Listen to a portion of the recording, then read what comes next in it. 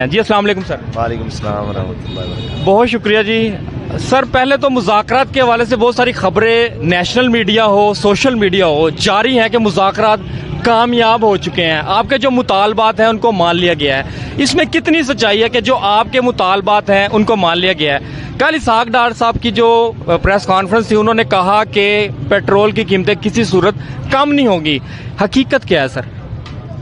بسم اللہ الرحمن الرحیم۔ پہلے تو آپ کا شکریہ کہ آپ نے ہمارا موقف جاننے کے لیے زحمت کی اور یہاں بلکہ ہمارے ساتھ ہی چلے ہیں کراچی سے یہاں تک۔ معاملہ یوں ہے کہ ہم یہاں پہ موجود ہیں۔ لانگ مارچ کی کامیابی یہ ہے کہ آج تقریباً 25-26 دن بعد بھی ہمارے عزم، حوصلے، تعداد پہلے سے کئی گنا زیادہ ہے الحمدللہ۔ رہی بات اگلی کہ مذاکرات کہاں تک پہنچے ہیں، کیا معاملات ہیں، تو یہ ایک ذمہ دارانہ سٹیج ہے۔ یہاں سے وہی اعلان ہوگا جو ہماری مذاکراتی کمیٹی آگے کرے گی۔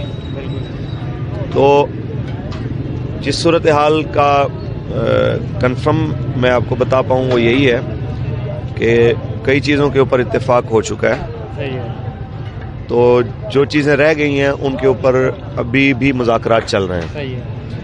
تو اس کی تفصیل انشاءاللہ العزیز جو ہی ہماری مذاکراتی کمیٹی ہم سے رابطہ کرے گی تو ہم انشاءاللہ سر کون سے جو مطالبات ہیں اس پہ اتفاق ہو چکا ہے اور کون سے جو میجر مطالبہ آپ کا پیٹرول کی قیمتوں کا تھا؟ 3 ماہ سے یہی تھا کہ پیٹرول کی قیمتیں 249 پر لے کر آئی جائے، 262 روپے ریٹ ہو چکا ہے، تو 13 روپے کیا تھوڑا سا ہی فاصلہ ہے سر؟ کیا یہ ہو نہیں سکتا؟ کیا اس میں بہت ساری ایسی گڑبڑ ہوگی، معاملات خراب ہوتے نظر آ رہے ہیں؟ نہیں، ایسا کچھ نہیں ہے۔ یہ ایک جو کرسی ہوتی ہے نا جس کا ایک نشہ ہوتا ہے، وہ کہتا ہے میں اپنی مرضی سے چاہے جو ہے وہ سب کچھ کر لوں، کسی کی مرضی سے یا کارکنان یا پاکستان کی عوام کی مرضی سے کروں تو یہ میری شان میں گھاٹا ہے۔ صحیح ہے، ورنہ ہم نے تو کوئی اتنی بڑی بات کی نہیں ہے۔ خود جب یہ روس سے تیل کی بات چل رہی تھی تو وزیر اعظم صاحب کا جو بیان ہے وہ اسمبلی کے اندر آن دی ریکارڈ ہے، انہوں نے کہا جی اس سے کم از کم 100 روپیہ جو ہے نا وہ پیٹرول کی قیمتوں میں کمی ہوگی۔ تو 100 روپیہ ان کے بقول، ہم تو انہی کی کہی ہوئی بات کہہ رہے ہیں کہ جناب نے جو فرمایا تھا اس کو پورا کر دیں۔ یہ ہمارا جرم ہے، تو یہ تو میرے خیال میں جتنی بار کہا جائے اس کو یہ بار بار کیا جانا چاہیے کہ نئی بات کوئی نہیں ہے، یہ تو آپ کا فرمان ہے۔ یہ ہم تو جو ہے نا پیسے وہ بہت کم بتا رہے ہیں، لیکن جو انہوں نے چاہتے ہیں 250-49 روپے پر ریٹ آ جائے، ہم تو یہ چاہ رہے ہیں کہ جس حساب سے آپ کو سستا ملا ہے اتنا زیادہ ریٹ دیں۔ 100 روپیہ کا ہے تو 100 روپے ریٹ دیں، یعنی 100 روپے کم دیں۔ اگر اس سے زیادہ بھی دے سکتے ہیں تو قوم غربت کی چکی کے نیچے پس چکی ہے۔ ساری چیزوں میں آپ دیکھیں پیٹرول کی پرائز کو کم کرنا بھی گورنمنٹ کی ذمہ داری ہے، اور جس وقت 10-20 روپے بڑھے تھے اس سے جن لوگوں نے 80% کرائے بڑھائے ان کو واپس ٹرانسپورٹرز کو پرانی حالت پہ لانا یہ بھی گورنمنٹ کی ذمہ داری ہے۔ تو یہ ہم تو ساری چیزوں کو بار بار کہہ رہے ہیں۔ بات ٹھیک ہے، گورنمنٹ پر پریشر ہے IMF کا، جو قرضہ دیتے ہیں وہ مطالبات بھی اپنے منواتے ہیں، وہ چاہتے ہیں کہ جو ہم چاہتے ہیں کہ پیٹرول کی قیمتیں سٹیبل رہے، بڑھے نہ، کم نہ ہو یا مہنگائی مزید زیادہ ہو۔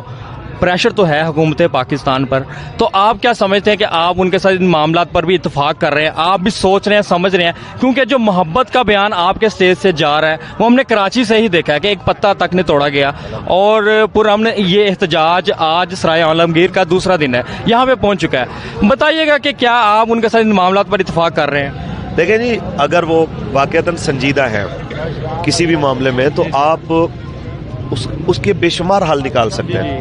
یعنی گورنمنٹ کہتی ہے کہ جی ہمیں آگے سے مہنگا تیل ملتا ہے، ہم جناب بہت پریشان ہیں، تو آپ بتائیں کوئی طریقہ کار۔ اگر واقعتاً وہ سنجیدہ ہیں تو 101 طریقے بتائے جا سکتے ہیں۔ اس کی ایک میں چھوٹی سی مثال آپ کو دے دوں کہ ابھی ریسنٹلی انہوں نے جو قوانین بجٹ میں پاس کیے ہیں ان میں ایک یہ بھی تھا کہ بارڈر کے اوپر جو ہے نا وہ ہمسایہ ممالک کے ساتھ ٹریڈ ہو سکتی ہے، لیکن اس میں وہ پیسوں کے بدلے کوئی چیز نہیں، البتہ جنس کے بدلے جنس آپ چینج کر سکتے ہیں۔ ٹھیک ہے، آپ روس اتنی دور جاتے ہیں، روس جانے کی بجائے آپ ایران سے تیل لیں، ان کو تیل کے بدلے آپ چینی دے سکتے ہیں، گندم دے سکتے ہیں، چاول دے سکتے ہیں، اینیمن کوئی چیز ہو وہ دے سکتے ہیں، ادھار پہ بھی دے سکتے ہیں، بجلی لے سکتے ہیں ان سے۔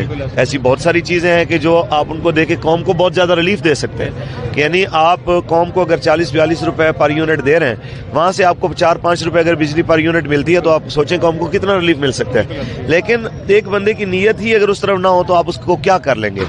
پہلی چیز یہ کہ اگر حکومت واقعتاً یہ نیت رکھتی ہے کہ وہ ان چیزوں کو میں کمی لائے تو اس کے لیے بڑے آپشن ہیں. میں نے ایران کا ایک مثال دی ہے صرف کہ وہاں پہ ترکی ہو، ایران ہو، ایران ہو، سعودی عرب ہو، افغانستان ہے، چائنا ہے آپ کے ساتھ، تو رشیا تو آلریڈی جو ہے نا وہ آپ کے ساتھ ہاتھ بڑھانے کے لیے تیار ہے. وہ ساری چیزیں آپ کے پاس موجود ہیں، لیکن اس کے لیے نیک نیتی شرط ہے. آپ کہہ رہے ہیں سنجیدگی ہو. تو ابھی جو یہ تیسرا دور چل رہا ہے، تو آپ کو کیا نہیں لگتا کہ یہ معاملات سنجیدہ نہیں ہے؟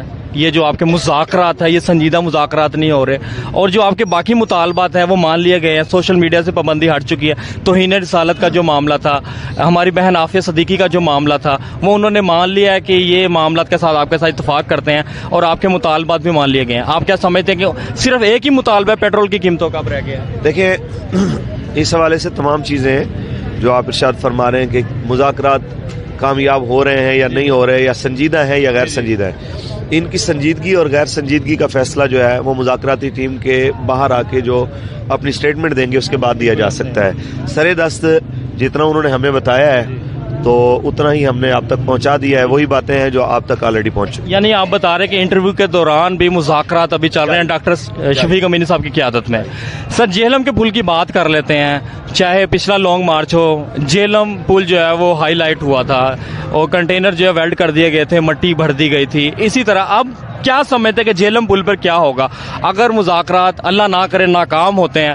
تو کوئی گڑبڑ ہوگی، معاملات خراب ہو گئے، پولیس کے ساتھ کوئی ایسی گڑبڑ ہوتی نظر آ رہی ہے؟ دیکھیں، ہم کراچی سے یہاں تک آئے ہیں، پولیس نے نہ ہمارے ساتھ کوئی گڑبڑ کی ہے، نہ ایسی نہ ہماری طرف سے ان کے ساتھ ایسی کوئی بات ہوئی ہے. قانون ہاتھ میں نہیں لیں گے؟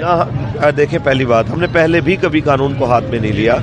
اس حالات کو اگر کوئی خراب کرے گا تو یہ حکومت کی طرف سے ہوگا، ہماری طرف سے نہیں ہوگا. ہم تو یہاں تک اگر آئے ہیں، رستے میں شہر بھی آئے اور یہاں دیہات بھی آئے، باغات بھی آئے رستے کے اندر، اور فورس ہمارے ساتھ چلتی رہی ہے. تھوڑی تعداد میں، زیادہ تعداد میں ایک الگ چیز ہے. اس سے اگلی بات اگر یہ کہ پھر کیا ہوگا، پھر جو ہوگا وہ ان کے جو فیصلہ کریں گے. حکومت کی مثال اگر وہ سنجیدہ ہے اور اس کو افہام و تفہیم سے حل کرتے ہیں تو سبحان اللہ. بصورت دیگر جو لاہ عمل کا اعلان ہے وہ مرکزی کنٹینر سے ہوگا. آپ بھی سن لیں گے، میں بھی سن لوں گا. سر لاسٹ میں کوئی پیغام اپنے کارکنان کے نام؟ گرفتاریاں بھی ہو رہی ہے، کیا سمجھتے ہیں؟ کوئی کارکنان کو اس حوالے سے کوئی پیغام دینا؟ دیکھیں، میں تمام کارکنان کو یہی کہوں گا کہ آپ عزم و حوصلے کے ساتھ جو ہے اسی قافلے کے حصے کے ساتھ اپنے آپ کو منسلک رکھیں. جو گھروں میں ہیں ان سے یہی گزارش ہے کہ وہ اپنے مرکزی قافلے کے ساتھ شامل ہوں. جہاں امیر موجود ہو، امیر محترم کے چھوٹے بھائی موجود ہوں، جہاں پہ شورا موجود ہو، شورا کے جناب اسی طرح رشتہ دار، اعزا و اقربا موجود ہوں، تو میرے خیال میں کسی بھی ساتھی کا، کسی ذمہ دار کا پھر پیچھے رہنا بنتا نہیں ہے. الحمدللہ بہت بڑی تعداد یہاں موجود ہے اور بہت سارے گھروں میں بیٹھے ہوئے بھی منتظر ہیں. میں یہ کہوں گا کہ بھئی مذاکرات کسی صورت بھی، کس طرف بھی جائیں، آپ کی ذمہ داری ہے کہ بھئی آپ مرکز کے ساتھ جڑے رہیں.